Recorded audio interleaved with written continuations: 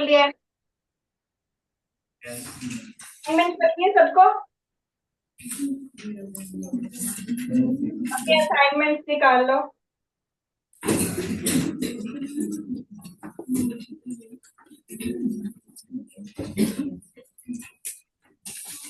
देखो पहले एक क्विक रिवीजन लेती हूँ मैं आपको प्रेपरेशन की, जिसमें हम 3 रिडक्शंस करते हैं और 3 हम नेमिंग रिएक्शंस करते हैं। रिडक्शंस में हम रिडक्शन करते हैं नाइट्रो ग्रुप की, साइनाइड की और अमाइड की। ठीक है, नाइट्रो ग्रुप की रिडक्शन के लिए H2PD, SNHCl या FeHCl यूज हो सकता है, जिसमें FeHCl बेस्ट रिएजेंट है क्योंकि साथ में इसमें बाय प्रोडक्ट एसिड ही बनता है और ये बाय प्रोडक्ट कैटलिस्ट भी होता है, इसीलिए वो रिएक्शन को और ज्यादा स्पीड अप कर देता है। फिर साइनाइड है, साइनाइड की रिडक्शन के लिए हाइड्रोजन विद निकल कैटलिस्ट या फिर आप सोडियम मर्करी और इथाइल अल्कोहल यूज कर सकते हो और ये साइनाइड से अमीन बन जाता है। और फिर है अमाइड, अमाइड में कार्बोनाइल ग्रुप है, C double bond O group को रिड्यूस कर सकते हैं हम लिथियम एल्यूमिनियम हाइड्राइड यूज करके और फिर हाइड्रोलिसिस करके और अमीन बन जाएगा। ठीक है, तो तीनों रिडक्शन में आती है, नाइट्रो की रिडक्शन, साइनाइड की रिडक्शन और अमाइड की रिडक्शन।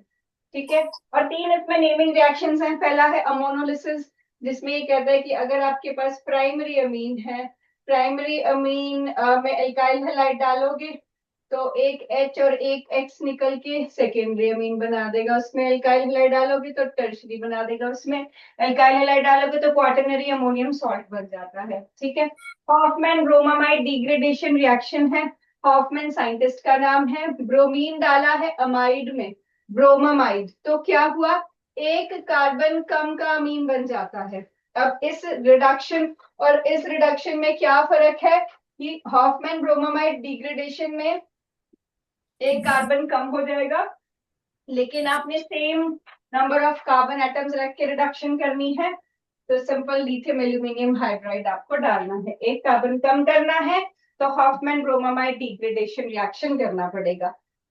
गैब्रियल थैलेमाइड सिंथेसिस, ये थैलेमाइड है, इसमें KOH डाला तो पहले वाटर निकल जाएगा और N के साथ K लग जाएगा, फिर इथाइल क्लोराइड डाला तो K और Cl निकल जाएगा और N के साथ एल्काइल ग्रुप, इथाइल ग्रुप लग जाएगा। फिर इसमें बेस डाला है तो ये इधर से टूटेगा NaOH डालने पे और ये जो पोर्शन है इसके साथ ONA लग जाएगा एंड यहाँ पर भी ONA और HH आपका इथाइल ग्रुप के साथ मिलकर प्राइमरी अमीन मिल जाएगा। इसमें सिर्फ प्राइमरी अमीन बनता है, सेकेंडरी टर्शरी नहीं मिल सकता, और इसमें सिर्फ एलिफेटिक अमीन बन सकता है, एरोमेटिक अमीन नहीं बन सकता। इस पे क्वेश्चन पूछा जाता है क्योंकि यहाँ पर आप एल्काइल हैलाइड जो डाला है, यहाँ एराइल हैलाइड नहीं डाल सकते हो क्योंकि एराइल हैलाइड में रेजोनेंस की वजह से डबल बॉन्ड कैरेक्टर आ जाता है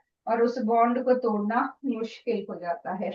ठीक है, ये डेफिनेशन थी। उसके बाद केमिकल प्रॉपर्टीज में है, जैसे एल्काइलेशन है वैसे एसाइलेशन होती है, यहाँ एसाइल हैलाइड आप डाल रहे हो HCl निकलेगा और जो भी बच्चा वो आपस में ज्वाइन कर जाएगा। बेंजोइलेशन में बेंजोइल हैलाइड आप डालते हो, HCl निकल जाएगा, बाकी प्रोडक्ट आपस में जुड़ जाएगा। हिंसबर्ग रिएजेंट में benzene sulfonyl chloride Hinsberg reagent है वो डालते हो, सब में आप देख रहे हो बस HCl निकल रहा है क्योंकि टर्शरी अमीन के पास H नहीं होता है तो ये रिएक्शन नहीं करवा पाता। प्राइमरी अमीन में जो प्रोडक्ट बनती है उसके पास एक हाइड्रोजन रह जाता है जिसकी वजह से this is soluble in base, acidic है ये इसीलिए बेस में सॉल्यूबल होगा। तो प्राइमरी और सेकेंडरी को डिस्टिंग्विश करने के लिए हम इसमें बेस ऐड करते हैं, प्राइमरी वाला बेस में सॉल्यूबल होगा, सेकेंडरी वाला नहीं होगा, टर्शरी वाला तो रिएक्ट ही नहीं कर रहा है। ठीक है, उसके बाद इसका फेमस रिएक्शन है कार्बाइलमीन, अगेन ये प्राइमरी अमीन ही शो करते हैं, सेकेंडरी और टर्शरी नहीं शो करता तो डिस्टिंग्विशिंग टेस्ट बन जाता है। मोर ओवर इसमें आइसोसाइनाइड बनता है जो कि फाउल स्मेलिंग कंपाउंड है तो सेल की वजह से डिटेक्ट हो जाता है। और ये प्राइमरी अमीन का भी यही डिटेक्शन का साइन है कि फाउल स्मेल वाला कंपाउंड बनेगा। फिर डायअज़ोटाइजेशन है, जिसमें अगर आप एलिफेटिक अमीन लेते हो और उसमें NaNO2 डालते हो एट 273 से 278 केल्विन पर, तो ये डाइजोनियम सॉल्ट आपको मिलता है, ठीक है।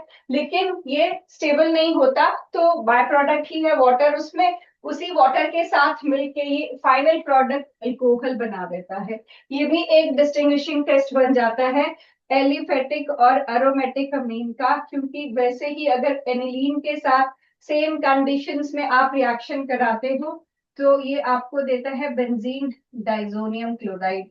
लेकिन ये बाय डिफॉल्ट फिर आगे OH नहीं लगाएगा, ये रेजोनेंस स्टेबलाइज्ड है, यहाँ तक ही स्टेबल रहेगा। डायअज़ोटाइजेशन, ठीक है।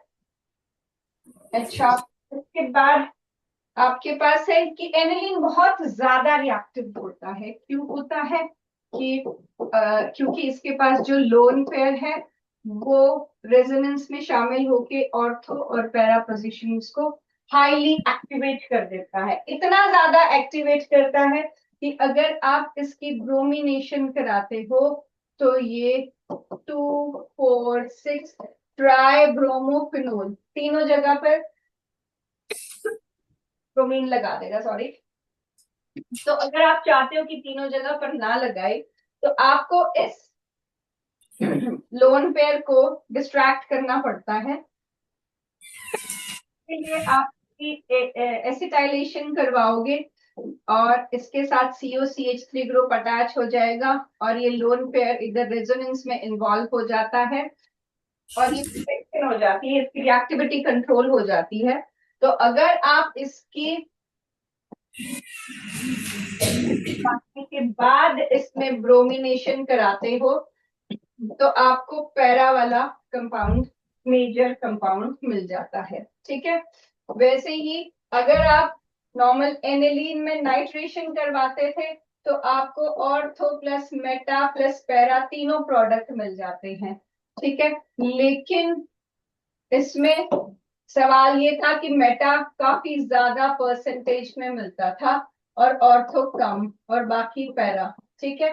तो इतना मेटा मिलने का क्या रीजन है कि इसमें जब नाइट्रेशन के लिए H2SO4 और HNO3 डाला जाता है तो इतने हाईली एसिडिक मीडियम में एनिलीन प्रोटोनेट होके एनिलीनियम आयन बनाता है जो कि मेटा डायरेक्टिंग है, इसीलिए इसको मेटा प्रोडक्ट मिलता है। और अगर आप इसको अगेन प्रोटेक्ट करके एसाइलेशन करके इसकी नाइट्रेशन करवाओगे और फिर H positive and OH negative डालोगे तो पैरा वाला प्रोडक्ट आपको मिल जाता था, ठीक है।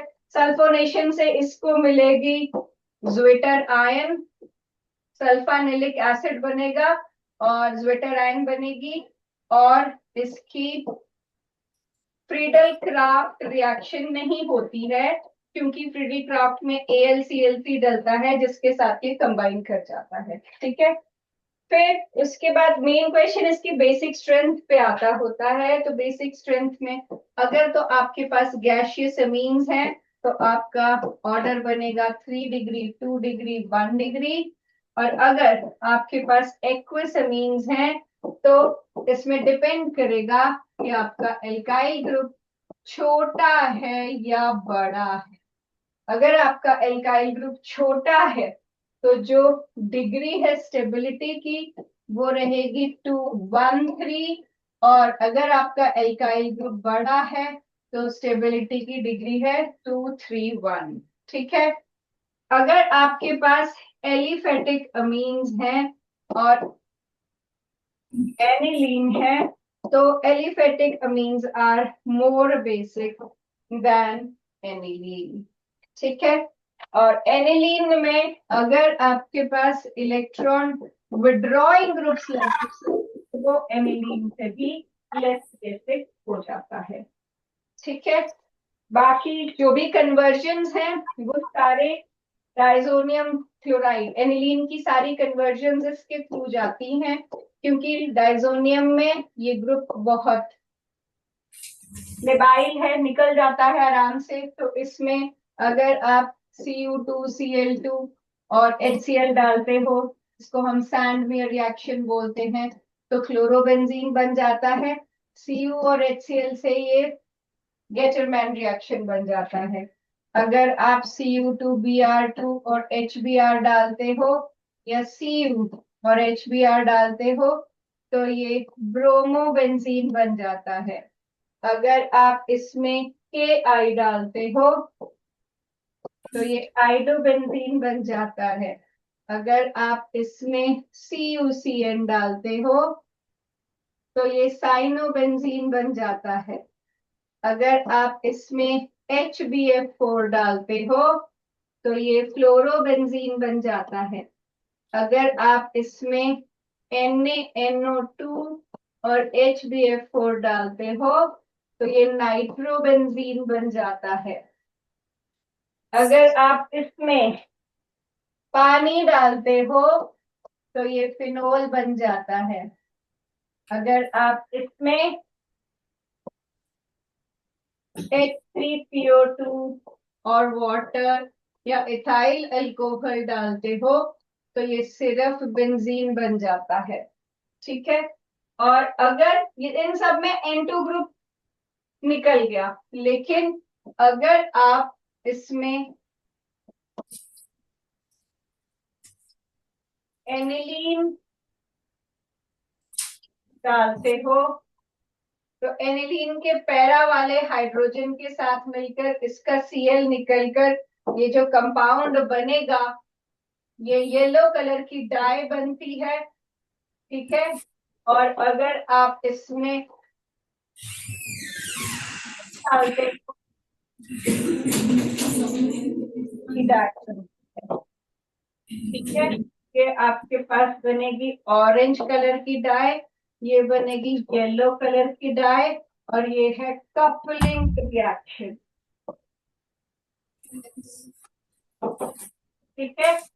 जो भी आपके एनिलीन के कन्वर्जन हैं जनरली यहीं से होके जाते हैं, तो ये सारे रिएक्शंस आपको याद होने चाहिए। चलो take out your assignment.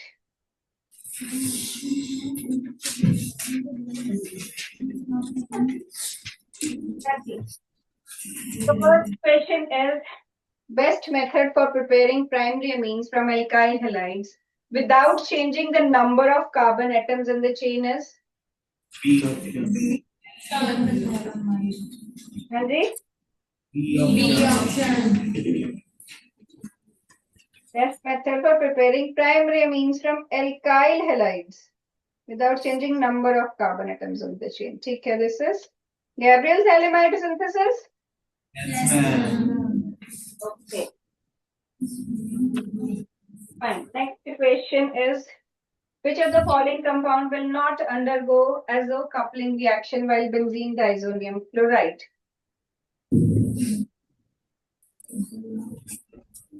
Now, कौन रिएक्शन कपलिंग तो नहीं करेगा? क्या बेटा?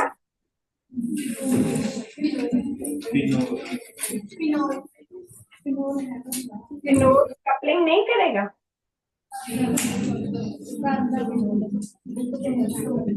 भी दिया हुआ है, फिनोल तो करेगा।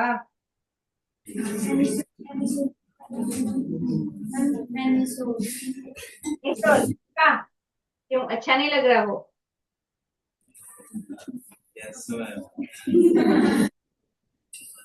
पर वो नहीं है answer.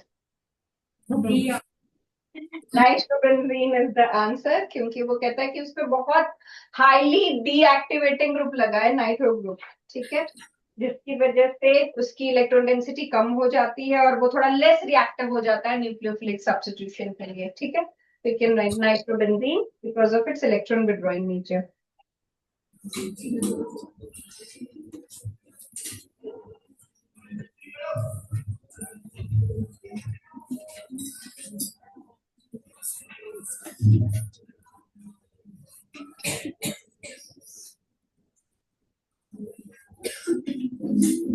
Okay, come to next question. Which of the following compound is weakest Bronsted base? हाँ जी, कौन सा है थिकेस्ट ब्रॉड बेस?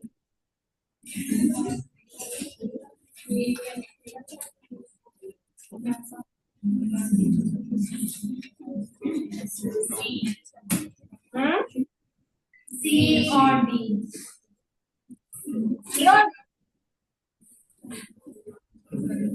मैंने क्या बोला? सी।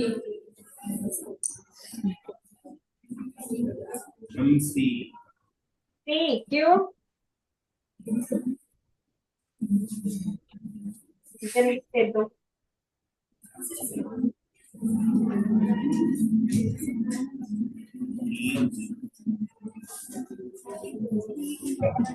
नहीं ठीक। क्या बोल रहे हो? ए बोल रहे हो, बी बोल रहे हो, तो आपकी आवाज थोड़ी गूंज रही है। तो अगर आप मुझे ऐसे बता देगा, कोई एक बच्चा उठ के रीजन भी दे देगा तो ठीक रहेगी।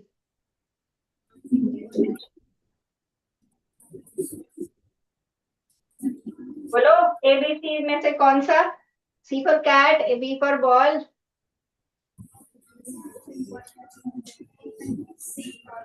सी फॉर कैट। वो आता है सी फॉर कैट, उसका रीजन भी दे दो।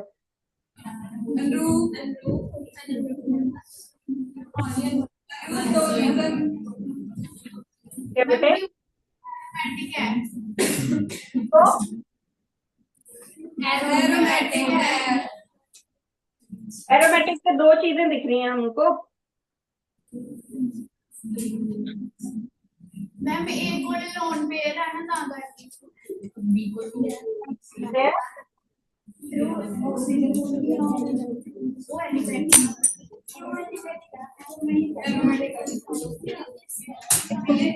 आपके पास ए है एनिलीन, ठीक है। एनिलीन तो इस बात के लिए जाना जाता है कि उसका नाइट्रोजन पे जो लोन पेयर है वो काफी अवेलेबल है, लेकिन हाँ वो रेजोनेंस में चला जाता है, ठीक है। और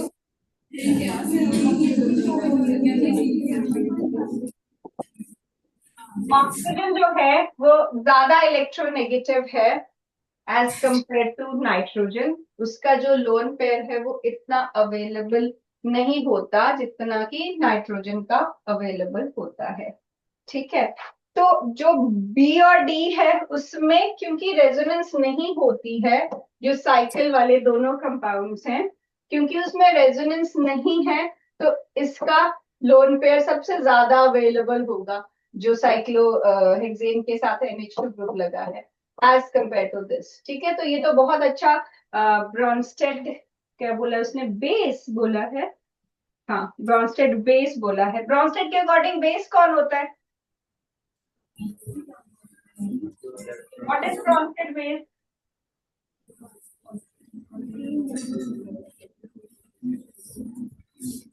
क्वेश्चन तो मैं पूछी, पर ये तो मैंने पूछा ही नहीं कि आपको पता है ब्रॉन्स्टेड एसिड ब्रॉन्स्टेड बेस कौन सा होता है। ब्रॉन्स्टेड एसिड वो होता है जो प्रोटॉन डोनर होता है, H पॉजिटिव दे सकता है।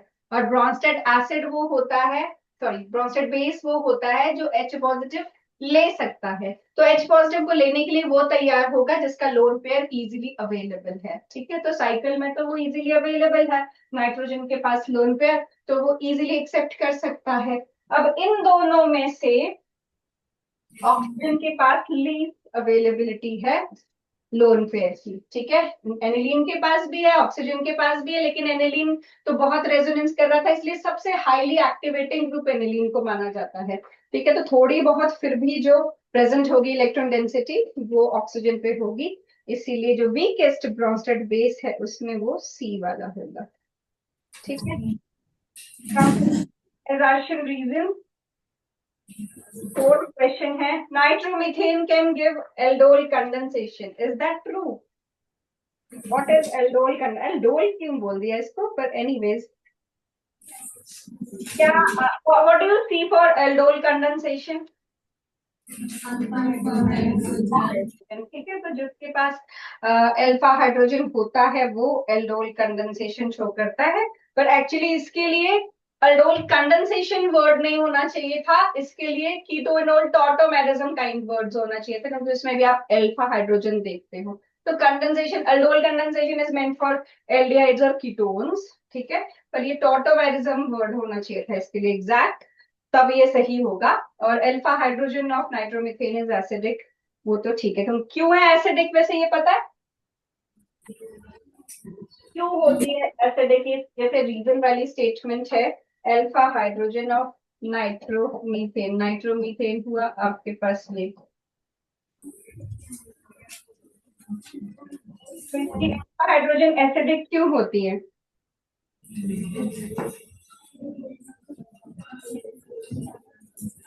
कौन बताएगा?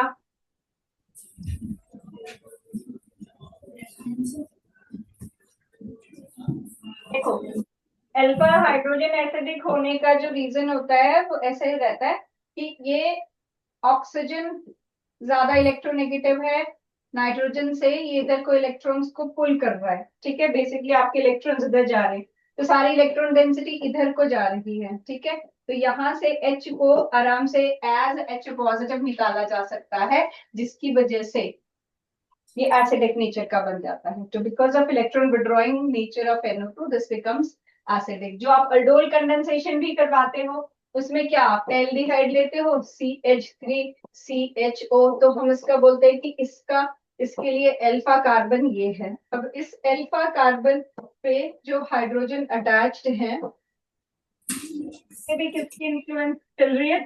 उन पे भी इसके इलेक्ट्रॉन विड्रॉइंग नेचर की इन्फ्लुएंस चल रही है, जिसकी वजह से जो हाइड्रोजन है वो H पॉजिटिव की तरफ निकल सकता है, ठीक है।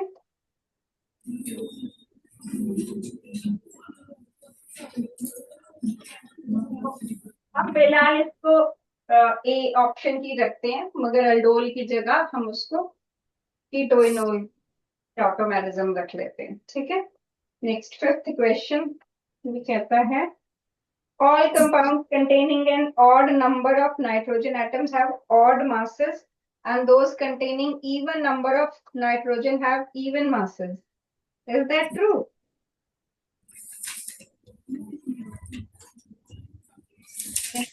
इस स्टेटमेंट को लिख दो, इसको नाइट्रोजन रूल बोलते हैं। जो स्टेटमेंट है ये नाइट्रोजन रूल होता है। जो भी अगर ऑर्गेनिक कंपाउंड्स हैं, अगर उनके पास ऑड नंबर ऑफ नाइट्रोजन हो तो उनके मासेस ऑड होते हैं और इवन वालों के इवन मासेस होते हैं। This is called nitrogen rule और ये एक करेक्ट स्टेटमेंट है। और रीजन है नाइट्रोजन, अच्छा लिखा है, nitrogen rule can be applied to both aliphatic and aromatic. वैसे तो दोनों के लिए नहीं है, ज्यादातर सारे कंपाउंड के लिए तो नहीं होता, सिर्फ एलिफेटिक और एरोमेटिक लिखा है ना, तो बोथ सबके लिए नहीं होता है वो, उसमें लिमिटेशंस हैं। तो let's say assertion is true but reason is not true, ठीक है। assertion is true but reason is not true। Sixth question पे आओ। Tertiary amines have lower boiling points than primary and secondary amines of comparable molecular masses. Is that true? Tertiary amines का lower होता है, boiling point या ज्यादा होता है? कैसे बॉइलिंग पॉइंट कैसे वेरी करता है? फिजिकल प्रॉपर्टीज आपने पढ़ी होंगी। बॉइलिंग पॉइंट प्राइमरी अमीन्स का सबसे ज्यादा होता है क्योंकि उसके पास दो तरफ हाइड्रोजन होते हैं, तो हाइड्रोजन इंटरमॉलिक्यूलर हाइड्रोजन बॉन्डिंग हो जाती है। सेकेंडरी अमीन में एक ही तरफ हाइड्रोजन बॉन्डिंग हो पाती है और टर्शियरी अमीन में हाइड्रोजन बॉन्डिंग नहीं है because of lack of hydrogen, ठीक है। तो आपका था कि टर्शियरी अमीन का लोअर है बॉइलिंग पॉइंट, ठीक है, तो ये करेक्ट स्टेटमेंट होगी कि उनका लोअर हो जाएगा। हाँ, और रीजन दिया है that they are not able to form intermolecular hydrogen bonding, ठीक है, तो ये दोनों करेक्ट हैं। ओके, सेवेंथ क्वेश्चन है, give an example of zwitterion. Biomolecules कर लिया है, तो ट्विटराइन कर लिया है, हम शुरू कर दिया। शुरू करते हैं। ठीक है, वैसे इस चैप्टर में भी एक जगह ट्विटराइन है, याद है कहाँ है? Yes, ma'am. Protein, amino acids. क्या स्ट्रक्चर बनाऊं जरा बताओ। Some carbon per कार्बन पर NH2 and an one. Seven hydrogen R group and COOH. अब तो मेरे को अमीनो एसिड बनवा रहे हो ना, लेकिन मैं इस चैप्टर की बात कर रही, ये तो अगले चैप्टर में आएगा जब प्रोटीन्स के आप वो करोगे, protein essential non essential amino acids वो सब करोगे। इस चैप्टर में ज़्विटराइन कहाँ है?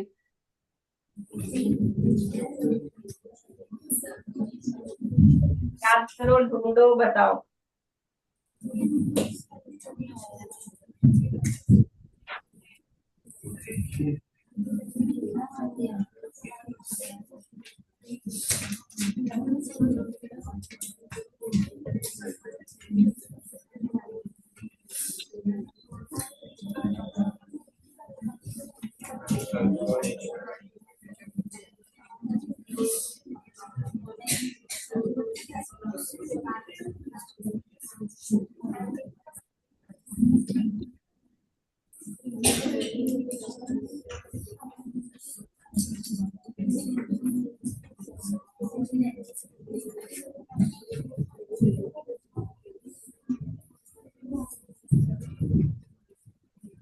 नहीं पता?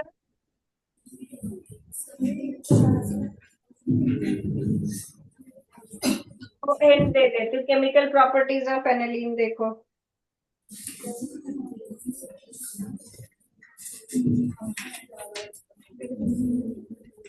मिला?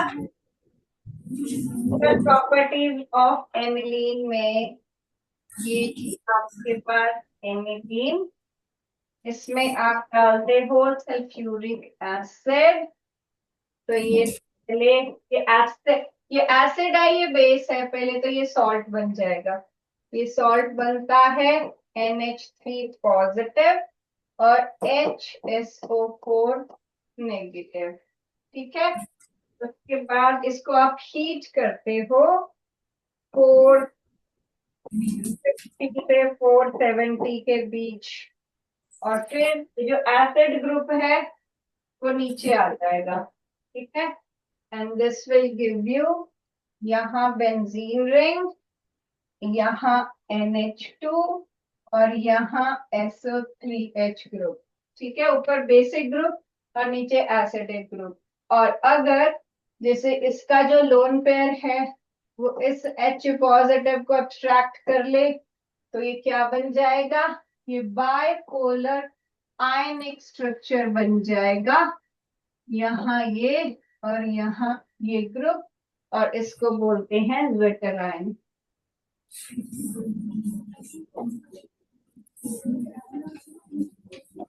और ये है सल्फानिलिक एसिड।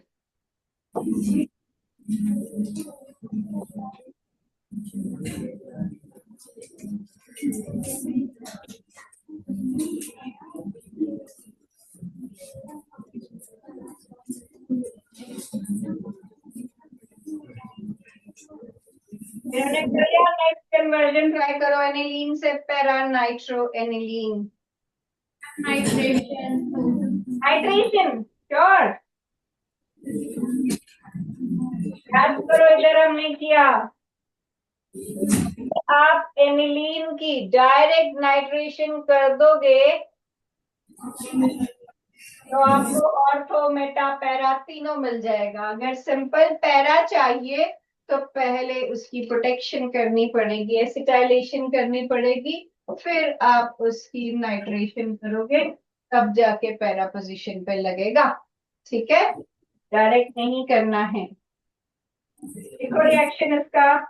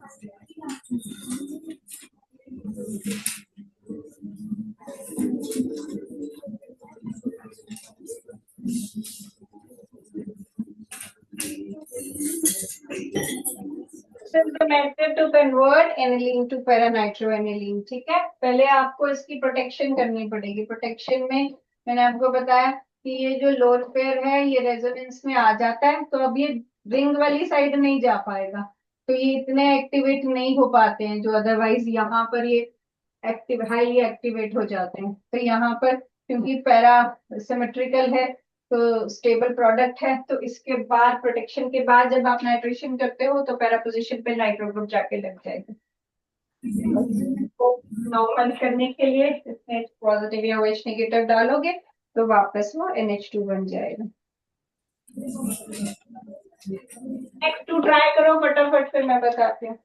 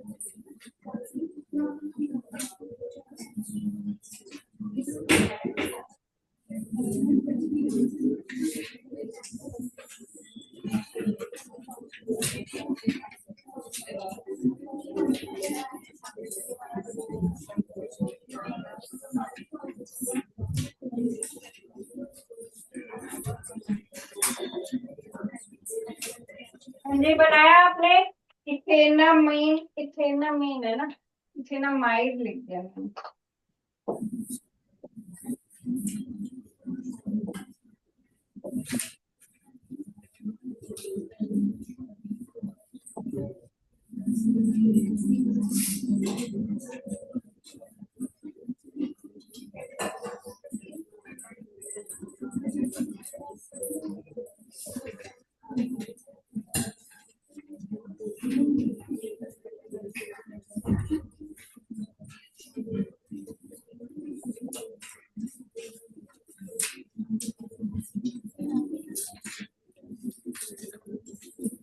हाँ जी बेटा कैसे होगा ये? बताओ।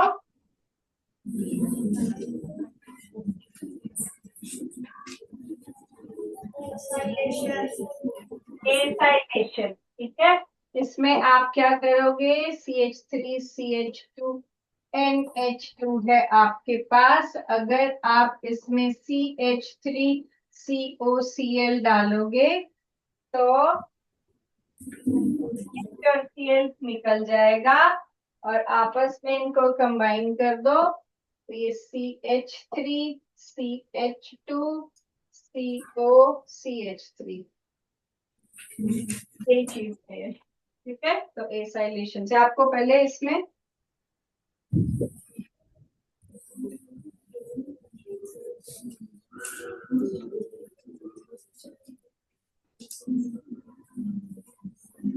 पहले आप इसमें स्ट्रक्चर बना लेना, ठीक है, उसके बाद ये हो जाएगा।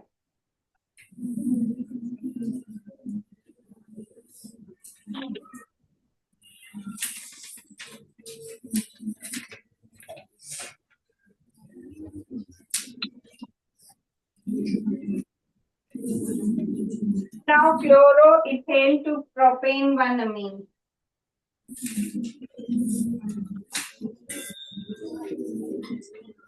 Chloroethane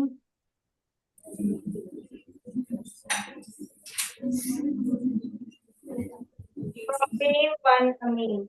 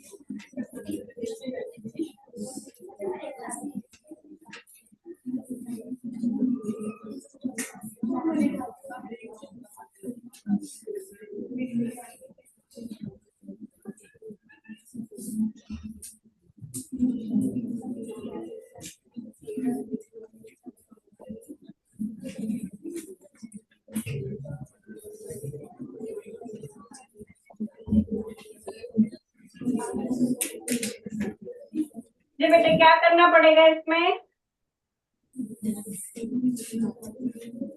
बोलो किया। नॉन मेडिकल आपने टाइप ऑफ कर रखा है, कुछ आप भी बोल दो।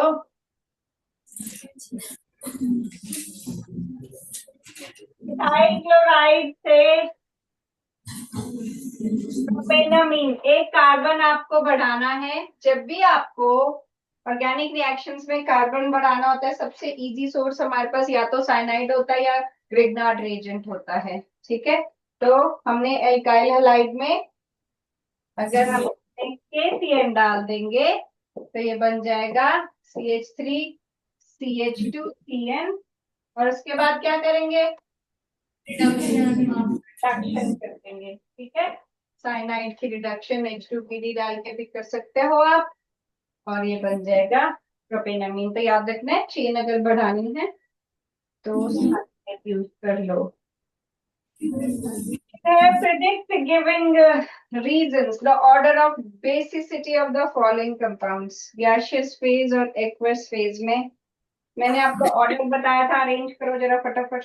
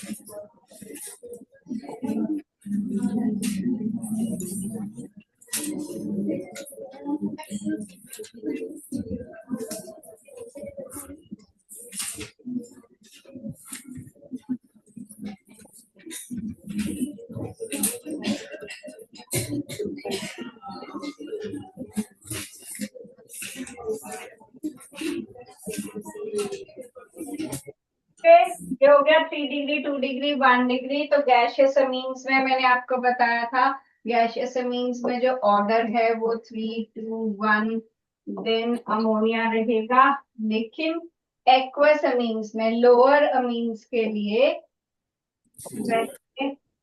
2 डिग्री आएगा, फिर 1 डिग्री आएगा, फिर 3 डिग्री आएगा, फिर अमोनिया आएगा। ठीक है, और ये 2 1 3 का ऑर्डर है, राइट। 7th क्वेश्चन के भी ऑर्डर पूछा है आपसे, बेसिक स्ट्रेंथ का। इथाइल ग्रुप है, मतलब हायर अमीन है आपके पास। हायर अमीन्स के लिए जो ऑर्डर है वो है 3 1। ठीक है, तो आपके पास वही ऑर्डर मेरा दिया हुआ है, जो ऑर्डर है वही एक्चुअल केबी का ऑर्डर है। आपको एक्सप्लेन करना है ऑब्जर्व्ड ऑर्डर। तो ये कहता है कि एक्वस अमीन्स में एक्चुअली क्या रहता है, 3 फैक्टर्स ऑपरेट करते हैं। एक ऑपरेट करता है plus I effect. Plus I effect जो है वो 3 डिग्री, फिर 2 डिग्री, फिर 1 डिग्री होता है। एक ऑपरेट करता है आपका स्टेरिक हिंड्रेंस। स्टेरिक हिंड्रेंस अगर आपका हायर अमीन होगा तो उसका ज्यादा होता है लोअर अमीन से। और एक ऑपरेट करता है आपका सॉल्वेशन इफेक्ट, जो कि हाइड्रोजन बॉन्डिंग शो करता है, तो उसका ऑर्डर रहता है 1 डिग्री 2 डिग्री 3 डिग्री। तो इन तीनों फैक्टर्स को ध्यान में रखते हुए जो फाइनल ऑर्डर बनता है हायर अमीन्स के लिए, जिसमें आर ग्रुप एटलीस्ट इथाइल है उससे बड़ा हो, उसके लिए ही ऑर्डर बनता है। तो ये आपको पूरा एक्सप्लेन करना है इसमें। Come to 12th question. 12th question में फर्स्ट पार्ट है डबल बॉन्ड O है और यहाँ Cl है। इसमें आप KCl डाल रहे हो, तो क्या होगा, क्या होगा इसमें,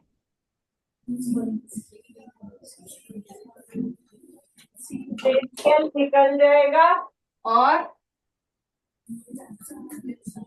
इसमें Cl लग जाएगा। और इसमें अगर H2PD डाल रहे हो तो क्या बनेगा,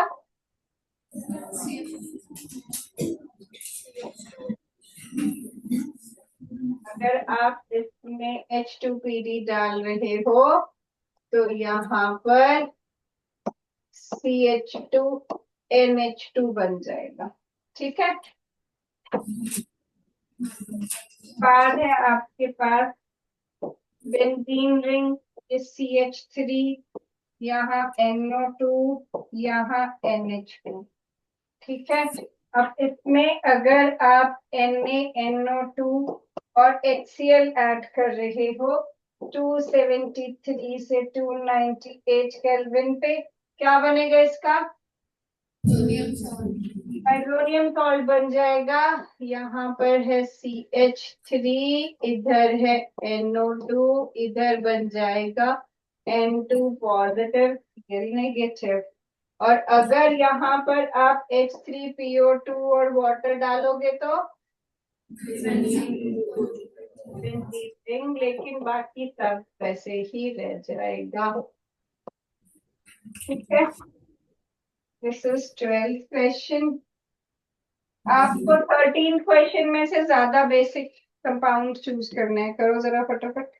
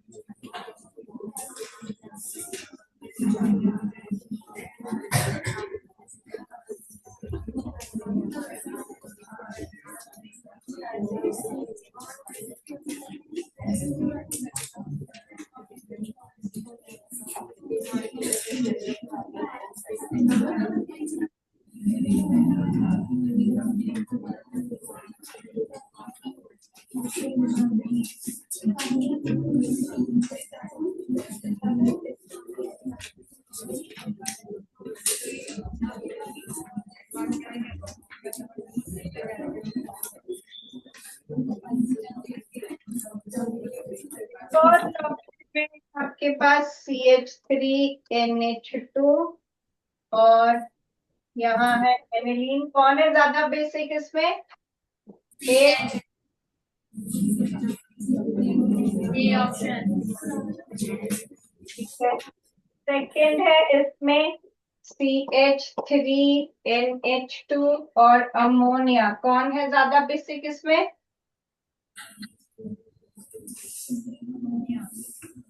नहीं, अमोनिया नहीं है। प्लस साइड इफेक्ट तो उसमें लगेगा ही, ठीक है। तो मिथाइलमीन उसमें ज्यादा बेसिक होगा। और थर्ड है आपके पास बेंजीन रिंग है और इधर NH2 है, CH3 है और यहाँ सिर्फ बेंजीन रिंग है और NH2 मतलब एनिलीन है। कौन है ज्यादा बेसिक इसमें? ये ऑप्शन, बिकॉज जो CH3 ग्रुप है वो इलेक्ट्रॉन डोनेटिंग ग्रुप है, that makes it more basic. ठीक है। प्लस आई इफेक्ट, इसमें भी प्लस आई इफेक्ट। इसमें क्योंकि रेजोनेंस हो रही है तो उसका लोन पेयर अवेलेबल नहीं होता, इसलिए ये वाला नहीं है। इसमें प्लस आई हो रहा है इसीलिए ये ज्यादा बेसिक है। Come to 14th question. Give reason. Acylation of aniline reduces its activation effect. कैसे रिड्यूस करता है एसाइलेशन? क्योंकि एसाइलेशन में नाइट्रोजन का जो लोन पेयर है वो कार्बोनिल ग्रुप के साथ रेजोनेंस में आ जाता है। ठीक है। तो this resonance reduces electron density on benzene ring. Second है आपके पास CH3 is more basic than NC। ठीक है। क्यों है? क्योंकि इसमें तो प्लस आई है लेकिन इसमें रेजोनेंस की वजह से वो लोड पेयर अवेलेबल नहीं है। ठीक है। फिर उसके बाद है third, although NH2 group is ortho para directing। ये मैंने आपको बताया था कि एनिलीन में मेटा इसीलिए बनता है क्योंकि एनिलीन में इतने हाईली एसिडिक मीडियम को जब पुट किया जाता है तो बनता है एनिलीनियम आयन। और ये जो एनिलीनियम आयन है ये होता है मेटा डायरेक्टिंग।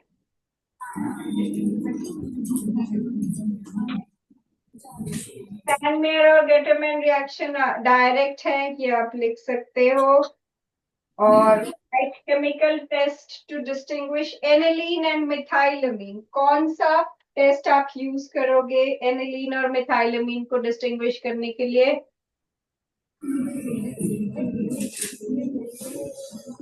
इसके लिए आप यूज कर सकते हो कपलिंग रिएक्शन, क्योंकि मिथाइलमीन जो है वो कपलिंग रिएक्शन नहीं शो करेगा लेकिन एनिलीन जो है वो बेंजीन डाइजोनियम क्लोराइड के साथ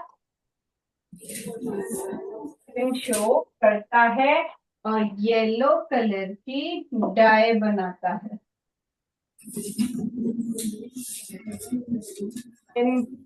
लास्ट क्वेश्चन 16th क्वेश्चन जिसमें है ए है आपके पास,